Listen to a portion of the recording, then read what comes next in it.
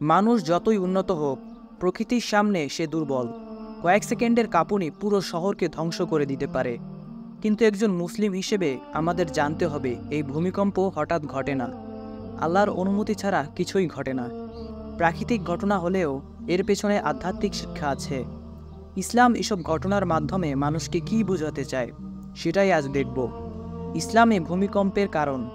মানুষের গুনাহ ও অবাধ্যতা বাড়লে সতর্কবার্তা আসেন। রাসূলুল্লাহ সাল্লাল্লাহু আলাইহি সাল্লাম বলেছেন, যখন কোনো জাতির মাঝে অশ্লীলতা ও পাপ বৃদ্ধি পাবে, তখন তাদের মধ্যে ভূমিকম্প ও দুর্ঘটনা বৃদ্ধি পাবে। অর্থাৎ আল্লাহ বান্দাকে সত্যের পথে ফেরানোর জন্য কখনো কখনো ভয় দেখান, যেন মানুষ গুনাহ থেকে ফিরে আসে। এটা শাস্তির ঘোষণা নয়, বরং একটি সতর্কতা। আল্লাহর পরীক্ষার অংশ। কুরআনে আল্লাহ বলেন, আমি তোমাদের পরীক্ষা করি ভয়, ক্ষুধা, মৃত্যু, সম্পদের ক্ষতি এবং ফলের অভাবে। ভূমিকম্প অনেক সময় আল্লাহর পরীক্ষা দেখা হয়, মানুষ ধৈর্য ধরে কিনা, আল্লাহর দিকে ফিরে আসে কিনা, একে অন্যকে সাহায্য করে কিনা। আল্লাহর ক্ষমতার নিদর্শন।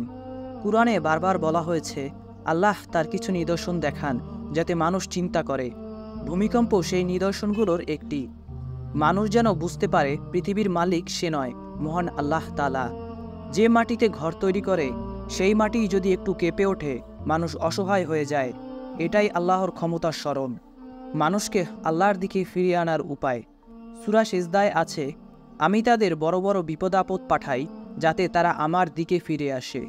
যখন মানুষ গুনাহে ডুবে যায়, দুনিয়াতে ডুবে যায়, আল্লাহ তাকে নরমভাবে ফিরিয়ে আনতে চান। ভূমিকম্প সেই রিমাইন্ডার, ফিরে আসো, তওবা করো, শুধু দুনিয়ার পিছনে ছুটবে না। কিয়ামতের কাছাকাছির আলামত। রাসূলুল্লাহ সাল্লাল্লাহু আলাইহি ওয়াসাল্লাম বলেছেন, কিয়ামত ঘনিয়ে এলে ভূমিকম্প বৃদ্ধি পাবে। এটি বড় সতর্কবার্তা। যখন পৃথিবীতে অন্যায়, জুলুম, ব্যভিচার, গুনাহ বাড়বে, তখন ভূমিকম্পও বাড়বে। এটা আল্লাহর ইশারা যে অবহেলা করো না, প্রস্তুত হও। ভূমিকম্প থেকে আমরা যে শিক্ষাগুলো পাই। মানুষ দুর্বল, আল্লাহ মহান। কয়েক সেকেন্ডের কাঁপুনিতে সব ভেঙে পড়ে, এটা আমাদের অহংকার ভেঙে দেয়। দুনিয়া স্থায়ী নয়, আজ আছে কাল নেই। ভূমিকম্প মানুষকে মৃত্যু ও আখিরাতের কথা স্মরণ করায়। তওবা দেরি করে করা যাবে না, কারণ বিপদ কখন আসবে কেউ জানে না। সৎকর্মই আসল সম্পদ। ধন সম্পদ, ভবন, সোনা সব এক মুহূর্তে শেষ হয়ে যাবে, শুধু সৎকর্মই মানুষের সঙ্গে থাকবে। সমাজে অন্যায় বাড়লে আল্লাহ সতর্ক করেন। অশ্লীলতা, জুলুম, মিথ্যা, সুদ এসব ব্যাপক হলে আল্লাহর গজবের আশঙ্কা থাকে। ভূমিকম্প ইসলামের চোখে শুধু একটি প্রাকৃতিক ঘটনা নয়, এটা আল্লাহর নিদর্শন, সতর্কবার্তা, পরীক্ষা এবং মানুষকে আল্লাহর দিকে ফেরার আহ্বান। আমরা মুসলমানরা বিপদে আল্লাহ স্মরণ করি, তওবা করি এবং অন্যায়ের বিরুদ্ধে দাঁড়াই, কারণ আল্লাহ প্রতিটি ঘটনার মধ্যেই শিক্ষা লুকিয়ে রাখেন। আসুন ভাই ও বোনেরা, আমরা মহান আল্লাহর কাছে সকল পাপ কর্মের জন্য ক্ষমা চেয়ে তওবা করে নিজেদেরকে সৎ মানুষ হিসেবে গড়ে তুলি।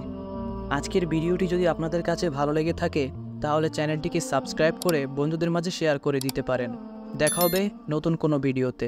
আল্লাহ হাফেজ।